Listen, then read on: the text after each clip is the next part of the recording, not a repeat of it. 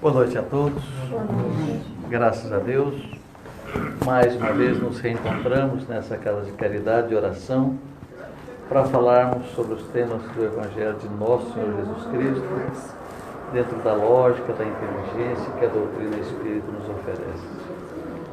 Então vamos assim, bondosos irmãos, elevarmos os nossos pensamentos até Jesus, o nosso Divino Mestre do Senhor, agradecendo por mais essa oportunidade, por mais essa bênção, pela felicidade de nos reencontrarmos, elevando os nossos pensamentos, abrimos os nossos corações e dizemos confiantes: Pai nosso que estais nos céus, santificado seja o vosso nome, venha a nós o vosso reino, seja feita a vossa vontade, assim na terra como no céu. O pão nosso de cada dia nos dai hoje. Perdoai as nossas dívidas, assim como nós perdoamos os nossos devedores. E não nos deixeis cairmos em tentação, mas livra-nos de todos os males. Que assim seja, graças a Deus.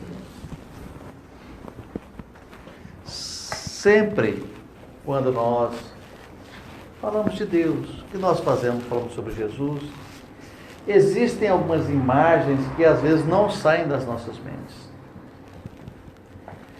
E as passagens do Evangelho, segundo o Espiritismo, extremamente claras para todos nós, faz com que aos poucos nós vamos memorizando, relembrando de tudo aquilo quanto Jesus passou, de tudo aquilo quanto nós já lemos no Evangelho segundo o Espiritismo, e às vezes outras informações através de revistas, através inclusive da própria Bíblia.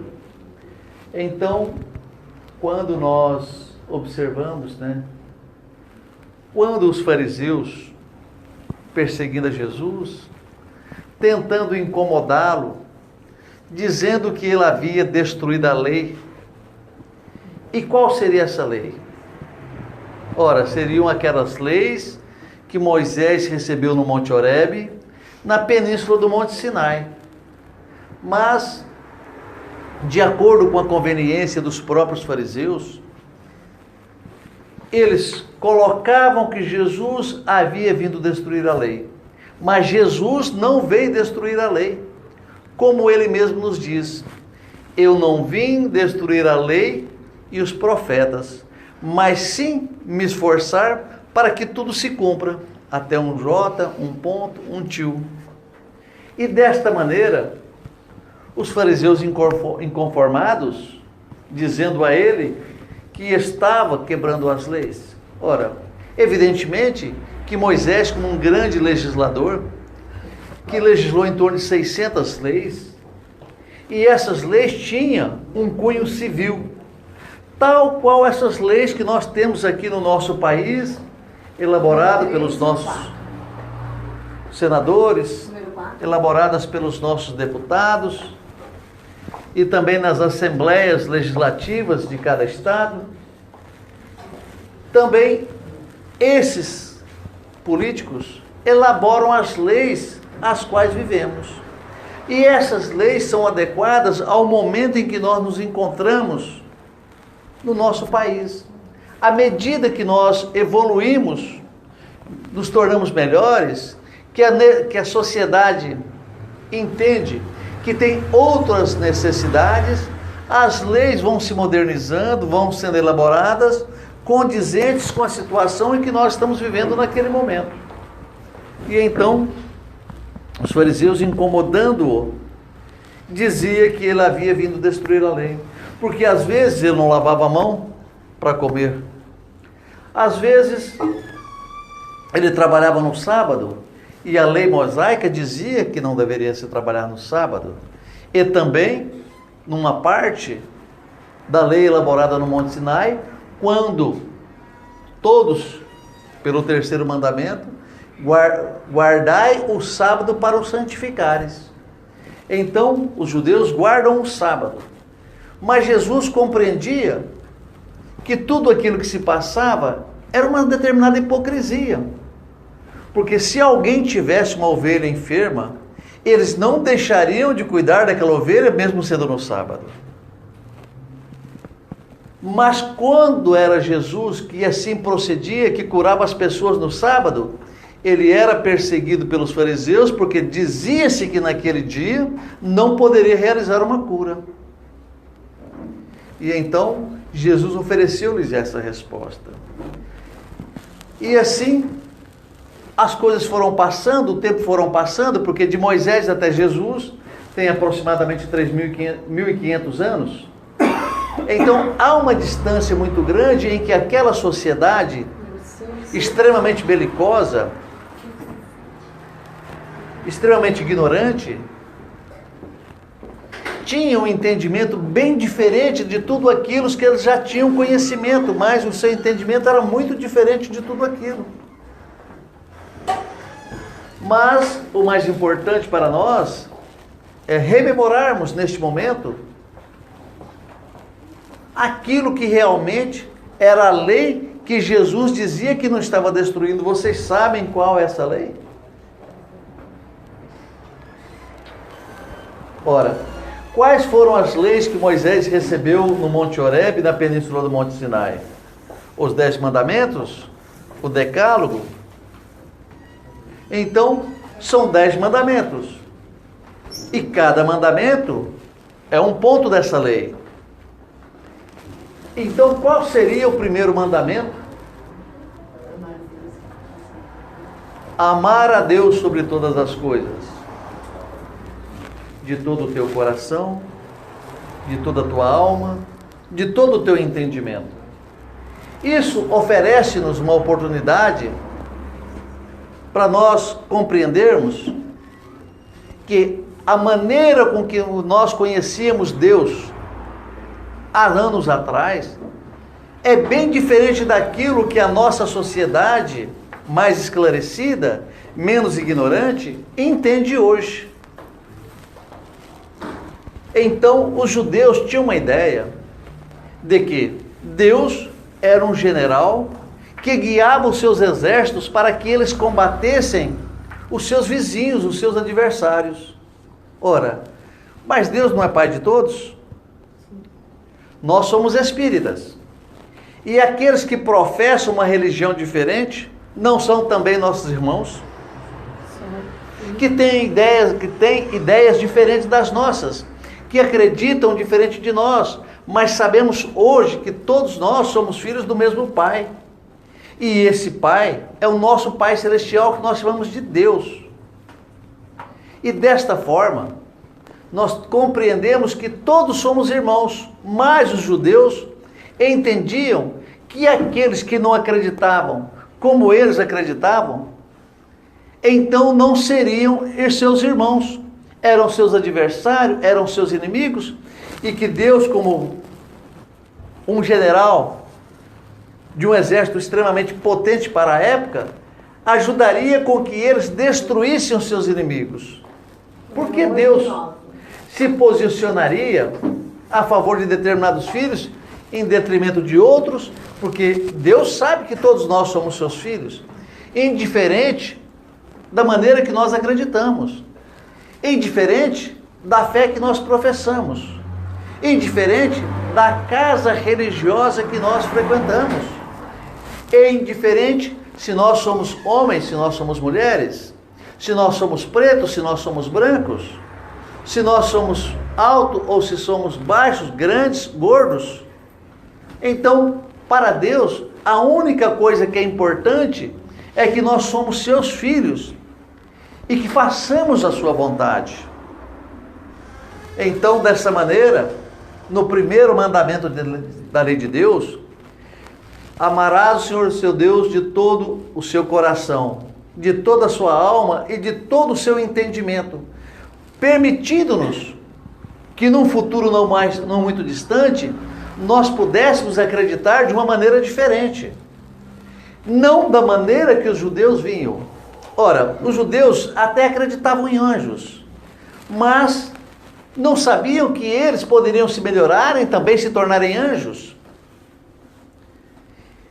Porém, o que eles mais se interessavam era por aquilo que eles pudessem ver, por aquilo que eles pudessem apalpar e sentir. Não imaginava que um dia seriam anjos. Porque todos nós um dia seremos anjos. Não sabemos o quanto tempo levaremos para que isso aconteça, mas um dia nós chegaremos a sermos anjos. E desta forma, os judeus não entendiam que aqueles seus vizinhos, aqueles que estavam guerreando constantemente com eles, também fossem seus irmãos, mesmo acreditando em Deus de uma maneira diferente, e mesmo que fossem ateus, e mesmo que acreditassem em deuses idólatras. É bem verdade que aqueles que acreditam e que são idólatras mostram-nos permanentemente, nos oferecendo o entendimento que eles se encontram alguns passos atrasados em relação àqueles que acreditam no Deus vivo, no Deus único, no Deus verdadeiro, no Pai Celestial. Então, permitiu-nos um entendimento, permitiu-nos uma evolução. E nessa evolução e nesse entendimento, hoje nós compreendemos que Deus é amor, que Deus é bondade, que Deus é o Pai de todas as raças, e que Deus não tem filhos apenas num planeta, mas em todo o universo, porque somos seres de luz, somos seres do infinito. Não importa o corpo em que o Espírito habita, mas sim a compreensão que somos filhos de Deus e façamos parte de uma luz, e que essa luz é o infinito. E então, tudo aquilo que os profetas disseram, que Jesus cumpriu. Tudo aquilo que Moisés determinou no seu decálogo, Jesus cumpriu por completo. Porque se existe alguém que é obediente, ou que foi obediente enquanto esteve na matéria física, aqui no nosso orbe, esse ser extremamente evoluído, modelo e guia da humanidade, mostrou-nos os melhores exemplos de obediência em relação às leis celestiais, que nós temos dificuldade para cumpri-las até hoje. Então, Jesus não veio destruir a lei e nem os profetas, mas sim lhes dar cumprimento como fez, obedecendo todas as leis, fazendo em todos os momentos da sua existência, enquanto esteve conosco no planeta, fisicamente falando, porque na verdade em espírito Ele nunca nos deixou, nunca nos abandonou. Desta forma, proporcionando-nos um entendimento de que somos todos filhos do mesmo Pai, que todos somos irmãos, indiferente das desavenças que temos uns para com os outros, porque se todos são filhos do mesmo Pai, não é necessário que as pessoas se entendam, se harmonizem, se tenham afinidade uns para com os outros, mas que são todos filhos do mesmo Pai. Quem tem uma família numerosa aqui? De mais de 4, mais de 5? Número 13 e 14. Então, numa família que um pai tem 5, 6 filhos, é natural que haja uma diferença de compreensão, de entendimento e de afinidade entre eles. Assim acontece conosco também. Dizem-nos os bondosos guias da codificação espírita que os nossos irmãos que habitam o planeta Júpiter são mais adiantados que nós que habitamos o planeta Terra. Ora, também são nossos irmãos. É como se nós tivéssemos um irmão no pré-primário e um outro terminando sua tese de doutorado. Mas são todos irmãos. Mesmo aqueles que se encontram em planetas mais atrasados que a Terra, também são os nossos irmãos.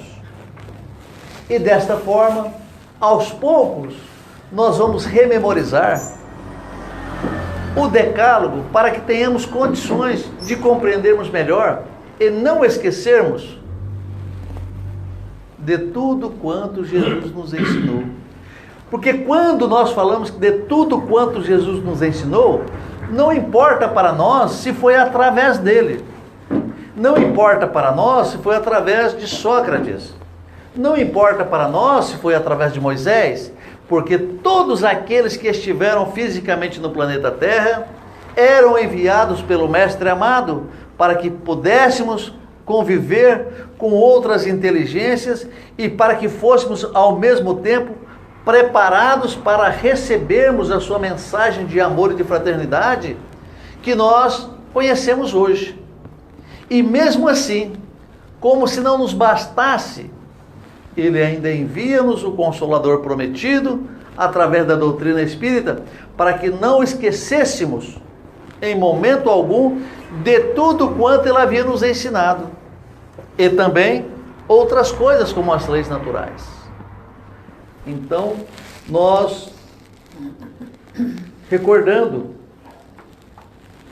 o decálogo que Moisés recebeu no Monte Horebe, na península do Monte Sinai, nós falamos o primeiro mandamento desta lei. E qual seria o segundo? Não chamar seu santo nome em vão. Desta maneira, com estas frases, nós percebemos que precisamos de mais respeito com aquilo que é sagrado para nós. Nós precisamos compreendermos que existe alguma coisa bem mais elevada do que nós. E para que não percebamos que há alguma coisa, uma inteligência, um amor, um sentimento extremamente elevado, é porque talvez o nosso orgulho não nos permita ainda percebermos que nós observamos inteligências, sentimentos bem diferentes e bem mais elevados do que o nosso. Porque para que não pudéssemos perceber isso, é porque nós nos encontraríamos envolvidos até o pescoço pelo nosso orgulho. Ora, esse nosso orgulho não nos permitiria percebermos essas inteligências, esses sentimentos, essa luz magnífica que nos envolve, e que somos parte dessa luz, mas ainda o nosso brilho ainda se encontra levemente opaco ainda, para que nós tenhamos condições de visualizarmos com os olhos do espírito, da alma e com os olhos da matéria física, que existe no nosso entorno um brilho e que nós não percebemos sempre, porque estamos envolvidos, atolados numa imensidade de orgulho que não somos capazes de avaliar. Então nós precisamos de mais respeito com aquilo que é sagrado para nós. Deixarmos de frequentarmos determinados ambientes, fazendo gracinhas, fazendo piadinhas, de tanta coisa linda, maravilhosa, benéfica para nós, e que merece de nós o mais profundo respeito, que os nossos sentimentos modificados compreendem que existe um amor, uma inteligência, um sentimento, e que esse amor, esse sentimento extremamente elevado, merece de nós não somente a nossa atenção, mas também o nosso profundo respeito em relação a tudo isso. E que nós nos encontramos, quando nós nos encontramos em vigilância, nós percebemos tudo isso, mas às vezes, no momento às vezes menos feliz da nossa parte, fazendo piadinha, tomando uma bebida, alguma coisa semelhante, nós ainda agravamos essa consciência infinita, universal,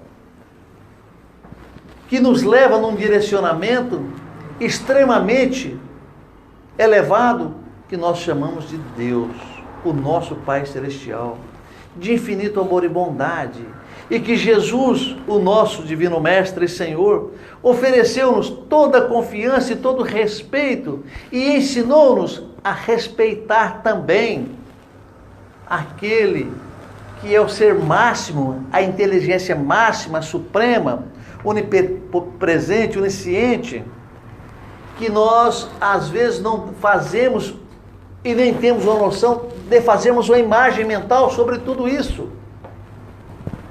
E pelo que nós sabemos, não houve ainda alguém que pudesse estar com Deus face a face, nem tampouco com Jesus. Mas certamente o entendimento evoluído de Jesus, é evidentemente que ele sabe o que verdadeiramente é Deus. E que nós ficamos aqui batendo cabeça na expectativa de tentarmos rememorizar alguma coisa que nos possa dar uma imagem daquilo que é Deus.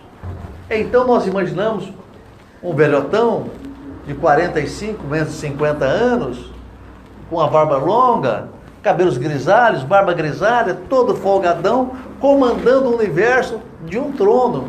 O que nós nos equivocamos em relação a isso. Evidentemente que se nós quisermos mentalizar um trono, não sabemos como ele deveria ser feito para que pudesse ser ocupado por uma personalidade extremamente elevada, de extremo amor, de extrema bondade, de extrema sabedoria. Então, nós ainda desrespeitamos essa inteligência. Nós desrespeitamos esse sentimento quando nós fazemos gracinhas, fazendo piadinhas em relação a tudo isso. Ora, mas como nós disséramos antes, é um decálogo. E nós só falamos duas leis desse decálogo. E qual seria a terceira? Não lembro, faltei na aula. Eu citei antes. Guardai o sábado para o santificares. Então, hoje, com as mudanças, com o entendimento, com a inteligência, com a transformação, com o avanço científico, nós percebemos hoje que não precisamos cumprir o terceiro mandamento para que pudéssemos glorificar ao Pai Celestial somente no sábado. Porque antigamente, quando Moisés recebeu essas leis no Monte Horebe, na península do Monte Sinai, o máximo que eles poderiam fazer durante um dia todo de trabalho era conseguir alimento somente para aquele dia. Não havia um excedente para que pudesse ser comercializado, para que pudesse ser vendido, para que pudesse ser trocado, a fim de que houvesse uma previdência de guardar o alimento para o dia seguinte. Eles viviam da caça, do extrativismo, coletando frutas. Por isso que tem religião que não trabalha no sábado. Tem os adventistas e os judeus.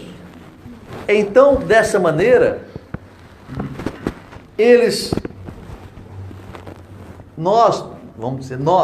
desta maneira nós fazíamos o suficiente apenas para nos alimentarmos, que era a maior necessidade, que tínhamos duas necessidades básicas: protegermos-nos e alimentarmos.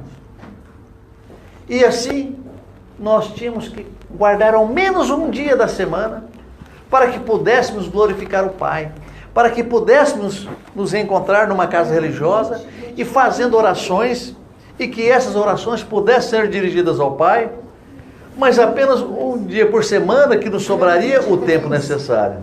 Mas hoje, com o avanço tecnológico, com as máquinas, com as nossas leis de CLT, olha que maravilha, só trabalhamos 4 horas de manhã e 4 horas de tarde. 23 saiu? E percebemos que as nossas necessidades aumentaram.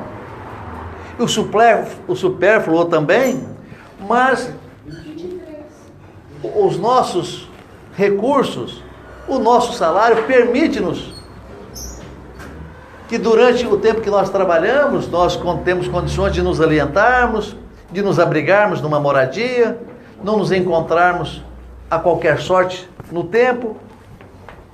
E assim, dessa forma, há um excedente de alimentos nos nossos lares. Que não seja muito, mas se ele existe. E assim, essas máquinas, na sua produção, permite-nos que tenhamos condições de frequentarmos as casas religiosas 6 dias ou 7 por semana. Tanto é que hoje é uma quarta-feira. A grande maioria das pessoas que aqui se encontram já estiveram aqui na segunda.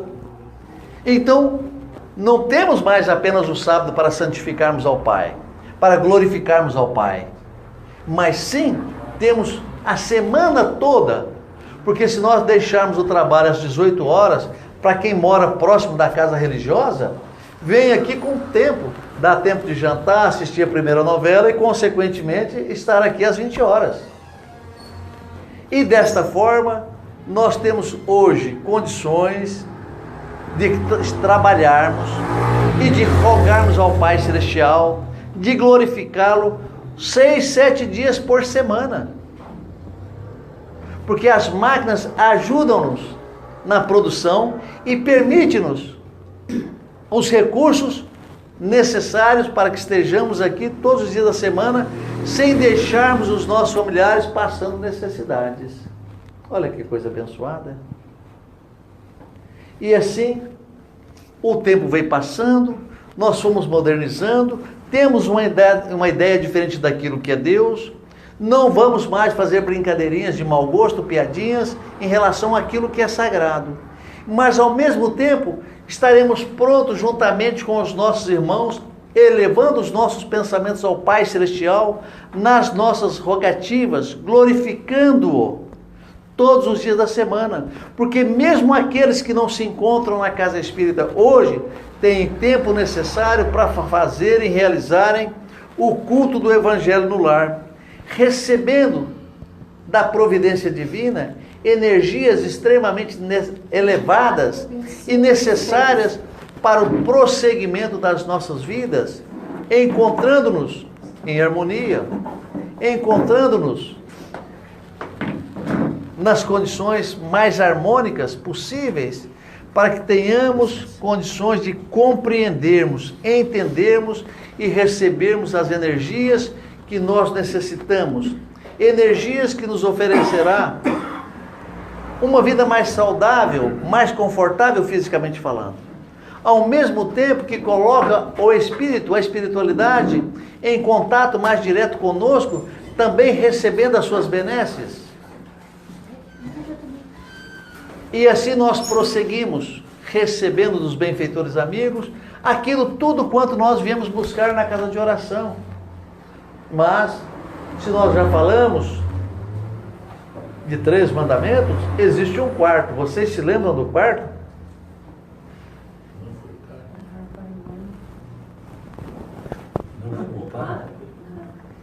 Não cobiçar a mulher.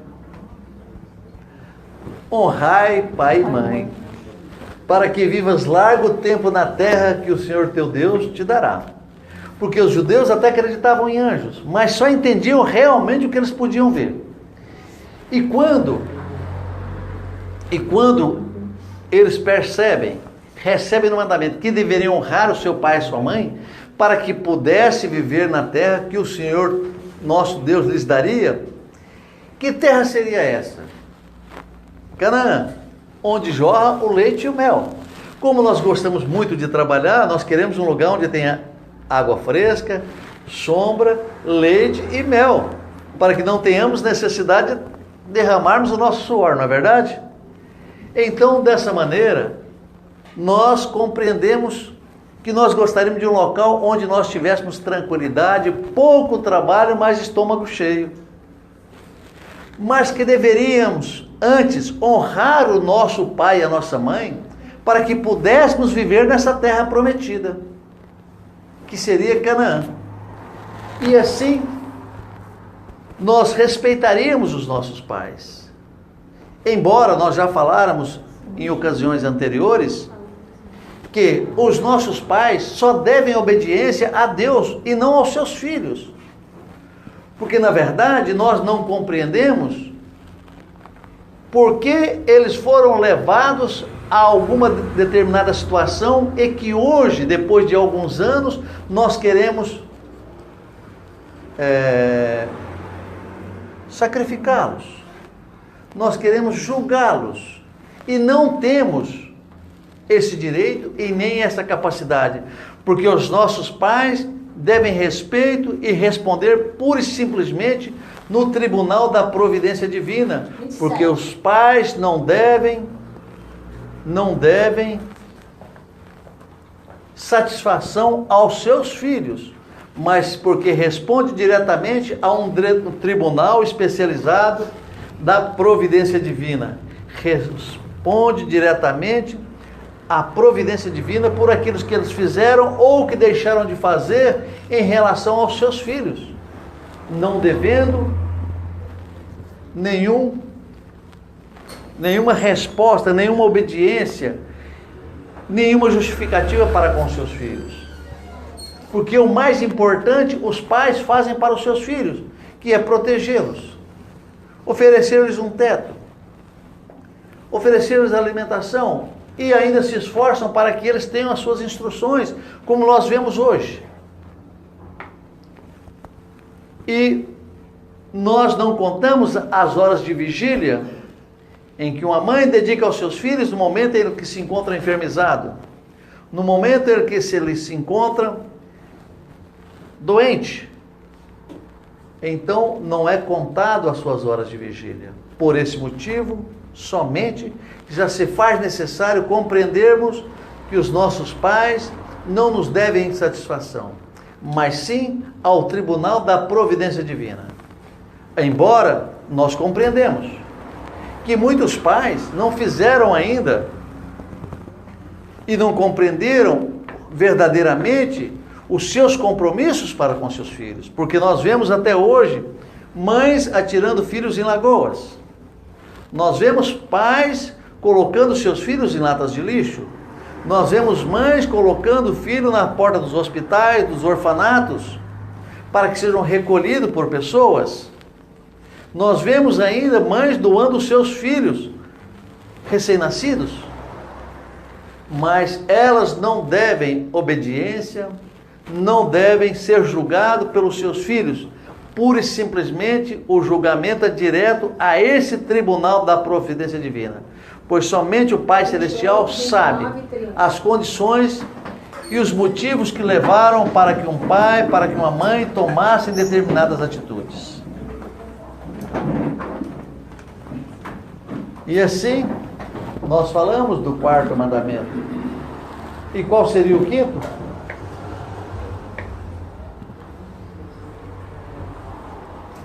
Não matarás. É fácil compreendermos tudo isso. Por que nós tiraríamos a vida do nosso semelhante? Compreendendo que a vida que nós utilizamos hoje, neste momento, não nos pertence. Porque essa oportunidade no mundo físico é nos oferecida pelo nosso Pai Celestial para as experiências que deveremos passar aqui na matéria física, no plano físico, para o nosso processo evolutivo, para o nosso progresso evolutivo. Então, se a minha vida não me pertence, pertence ao Pai Celestial. Se mesmo eu não posso retirar a vida, a minha vida, com que direito eu teria, qual direito eu teria de tirar a vida do meu semelhante, que também recebeu do Pai Celestial as bênçãos necessárias para que pudesse passar uma experiência na matéria física, tal qual nós estamos passando. E com que direito nós lhes tiraríamos essa oportunidade de progresso? Qual o direito que nós teríamos de tolher-lhe a vida? No momento de insanidade da nossa parte, de ira, de alguma coisa extremamente incompreensível para nós, nos processos obsessivos, no momento de ira, de loucura, de irracionalidade, que nos levasse a ceifar a vida do nosso irmão, que merece e quer vivê-la tanto quanto nós queremos.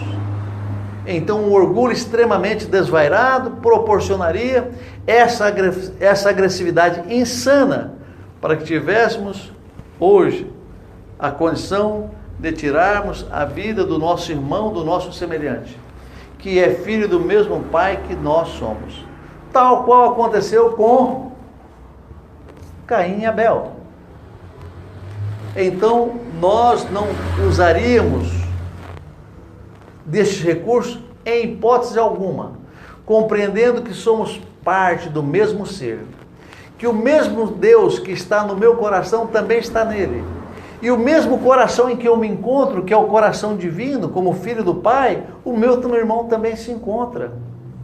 Então devemos respeitar as vontades, respeitar os limites que cada um temos, para que tenhamos condições de compreendermos com lógica, com inteligência, as benesses, as oportunidades que são oferecidas a todos nós que nos encontramos no plano físico e que não temos direito de retirarmos a nossa própria vida, muito menos do nosso semelhante.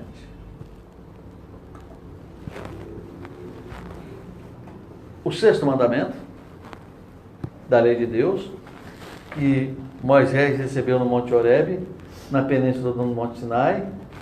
31, 32. Não roubarás?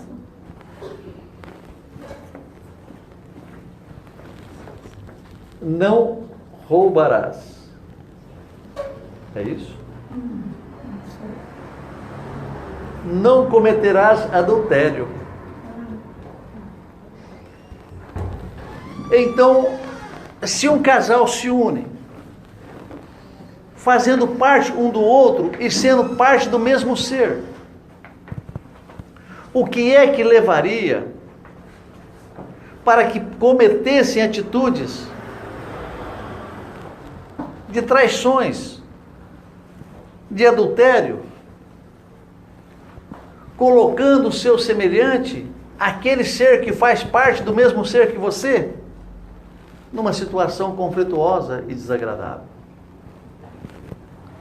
Então, se nós não gostaríamos que fizessem aquilo conosco, também não deveríamos fazer para com os nossos semelhantes. E dessa forma compreendermos que todos somos parte do mesmo ser.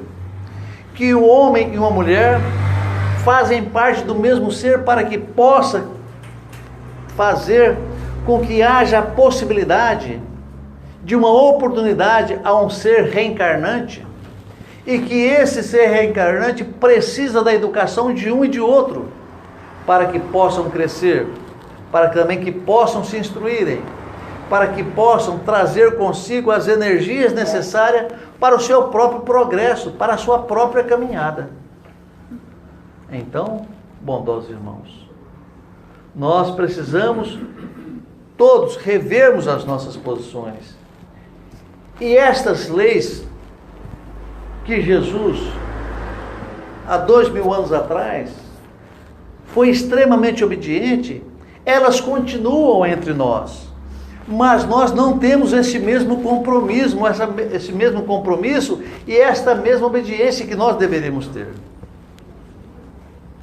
E assim, às vezes, nós caminhamos a passos mais curtos, morosamente, lentamente, demorando um tempo demasiado para atingirmos os objetivos os quais nós deveremos atingi-los.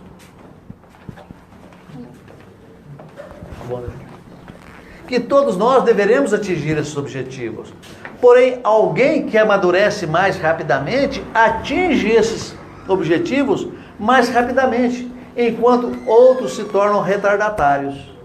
Ora, não resta a menor dúvida que o Pai Celestial tem a paciência necessária para guardar todos os seus filhos quando eles sentirem a necessidade para que isso aconteça. Que o Pai Celestial nos permitirá esse entendimento, compreendendo que dia mais dia nós teremos o entendimento e a maturidade necessária para prosseguirmos naquele caminho que foi para nós previamente determinado. Então, o sétimo.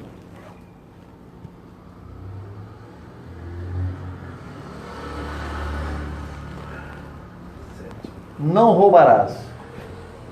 Quais seriam os motivos que permitiriam que uma pessoa, em sã consciência, pudesse ter tanta inveja do teu semelhante, se encontrar numa condição de enfermidade extremamente grande, para cobiçar pura e simplesmente aquilo que o seu semelhante adquiriu trabalhando, lutando, se esforçando? O que é que nos levaria a sentirmos uma inveja tão grande de querermos ter aquilo que o nosso irmão possui, aquilo que ele conquistou com esforço, com dedicação, e nós querermos aquilo para nós sem nos custar uma gota de suor, uma gota de esforço, para que tenhamos condições de possuirmos aquilo que nós gostaríamos? Ora, é bem verdade que todos nós gostaríamos de possuir aquilo que as pessoas mais abastadas possuem, mas não fazemos o mesmo esforço, não temos a mesma perspicácia, não temos o mesmo espírito de luta, não temos a mesma inteligência, nem tampouco a dedicação no mesmo grau para que tenhamos condições de fazermos as mesmas conquistas. E assim nós os invejamos e querendo utilizar um artefato que pode tirar a vida do nosso semelhante, para que ele nos entregue aquilo que ele conquistou com muita luta, com muito suor, com muito tempo de trabalho. E nós queremos aquilo pura e simplesmente porque nós nos encontramos numa vantagem com um determinado artefato que o intimida e faz com que ele nos entregue aquilo que ele aprecia, que ele gosta e que lutou para que pudesse adquirir. Então, dessa forma, de maneira egoísta, de maneira invejosa, nós queremos do nosso irmão aquilo que a nossa competência não nos permitiu ainda adquirir, aquilo que o nosso esforço não permitiu-nos ainda adquirirmos, aquilo que a nossa dedicação e a nossa inteligência não permitiu-nos ainda adquirir. Por isso nós temos a inveja, queremos o que é dele e não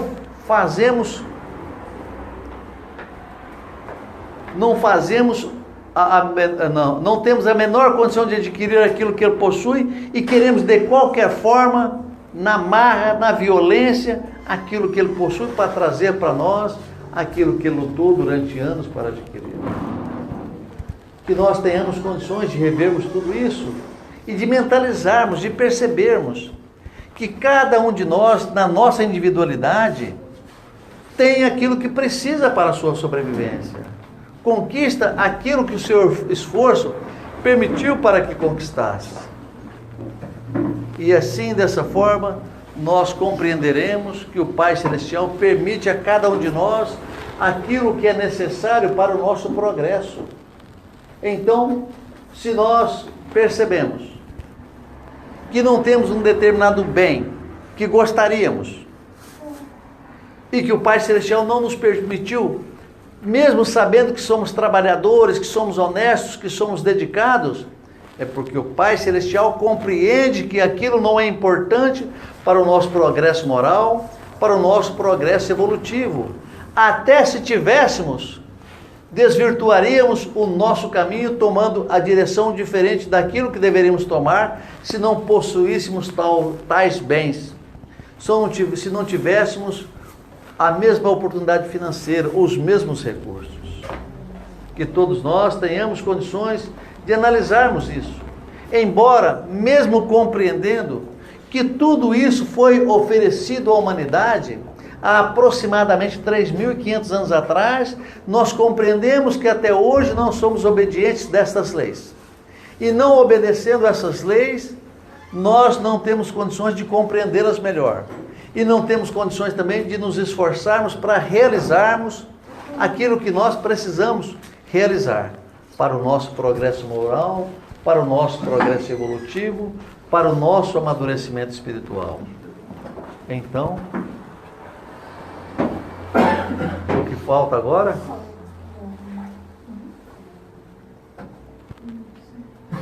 Ninguém foi na aula de catecismo aqui? É o oitavo que está nos faltando? É o oitavo que está nos faltando? É o nono que está nos faltando? É o oitavo. É o oitavo? Então, desta maneira, nós compreendemos que está nos faltando compreendermos todas essas leis. Embora Jesus tenha nos oferecido e nos disse que de todos esses mandamentos só existem dois: amar a Deus sobre todas as coisas e o próximo como a nós mesmos. Então, o outro mandamento seria não cobiçar a mulher do próximo. Então, não teríamos necessidades para... Não teríamos necessidades para com isso, porque desta maneira nós compreenderíamos que aquilo que nós necessitamos, nós já temos. Não precisamos daquilo que é do próximo. Evidentemente que isso se faz necessária a observação para os dois gêneros.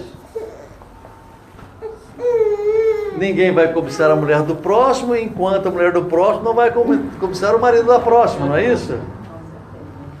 E desta maneira, nós evitaremos maiores dores de cabeça e de constrangimentos, não nos permitindo assim querermos aquilo que não nos pertence. Embora, evidentemente, que a cobiça se faz de maneira generalizada, não somente de um irmão para com outro, para com outra, mas também naquilo que é material, naquilo que são objetos. E desta maneira nós estaríamos nos enquadrando nessas determinadas leis. E agora, me parece que nós já falamos os mandamentos, não faltamos esse mandamento, mas este mandamento, nós já falamos, agora é o 10º que nós vamos. O que é? Não cobiçar as coisas alheias. Onde envolve tudo isso que nós falamos. Onde nos encontramos envolvidos em tudo isso quanto foi citado. E assim, aos poucos nós compreendermos. Aos poucos nós termos o entendimento, o amadurecimento, para que tenhamos condições de vivermos, mesmo que modestamente, com as nossas próprias possibilidades. Que se evidentemente não tivermos a força e a coragem para fazermos as mudanças que nós desejarmos, mas que tenhamos as condições de nos resignarmos perante aquilo que nós não podemos mudar, perante aquilo que nós não temos capacidade para fazermos diferente, porque não depende de nós, depende da providência divina, da autoridade máxima. E dessa forma, nos encontrarmos adequados ou adequando às situações que nós nos encontrarmos, mas sempre nos lembrando, sempre termos em mente que nós faremos tudo quanto for necessário para que sejamos, a partir de agora, obediente às leis de amor e de fraternidade que regem o universo e que nós nos encontramos dentro desse universo, porque somos parte desse universo infinito que nós imaginamos que não somos, porque nós imaginamos pura e simplesmente que nós somos terrenos, mas não somos. Somos espíritos que vivemos experiências e mais experiências em muitos e inúmeros corpos, e que somos partes dessa luz. Somos parte do Pai Celestial. Somos parte daquele que nós mais admiramos no plano físico, dentro do momento em que nós nos encontramos reencarnados, que é o modelo e guia da humanidade, nosso Senhor Jesus Cristo. Somos parte dele, mesmo sabendo que essa luz extremamente clara que Jesus nos oferece, e mesmo sabendo que o nosso brilho ainda é opaco mediante as circunstâncias e ao nosso estágio evolutivo, somos parte dessa luz maravilhosa e infinita que rege todo o universo. E que precisamos fazermos um esforço para compreendermos e aceitarmos isso com clareza, tendo em nós a consciência e a certeza que somos parte disso, mas não nos colocando numa situação menos prestimosa, nos colocarmos numa condição de baixa estima, pensando que nada somos e que nada representamos. Ora, se somos filhos de Deus, é porque somos importantes. Se o Pai Celestial, que dirige o nosso orbe terrestre, e todas as galáxias, todos os sistemas do universo infinitamente infinito, fazemos parte deste universo. Fazemos parte dessa luz, dessa graça celestial. E que somos parte desse ser. Porque temos em nós o seu DNA.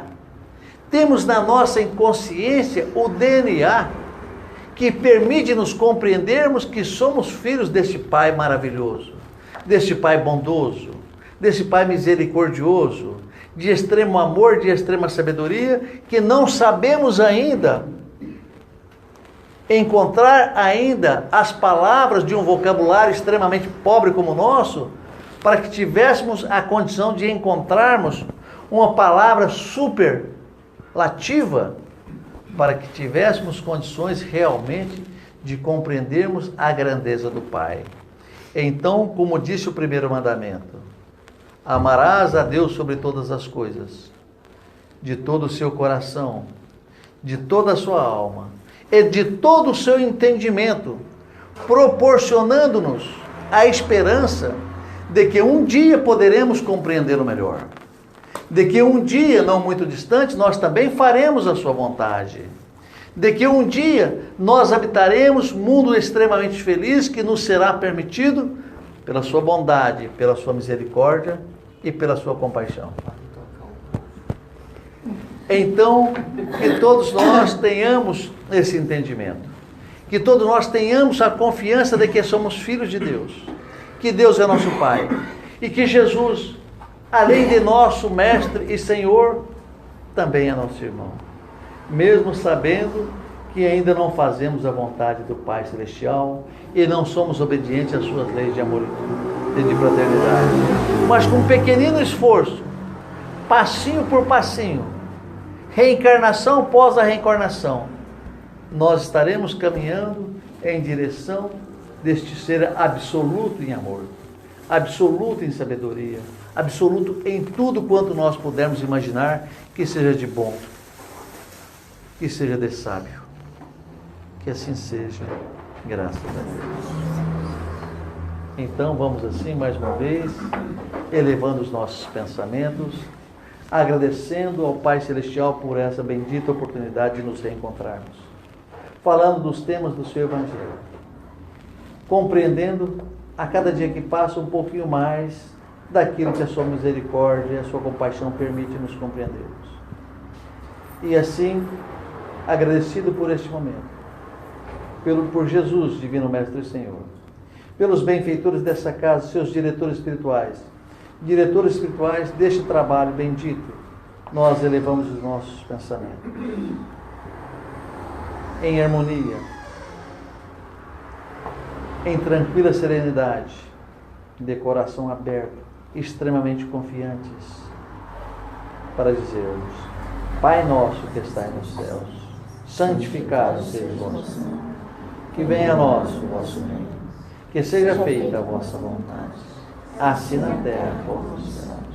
O pão nosso de cada dia nos dai.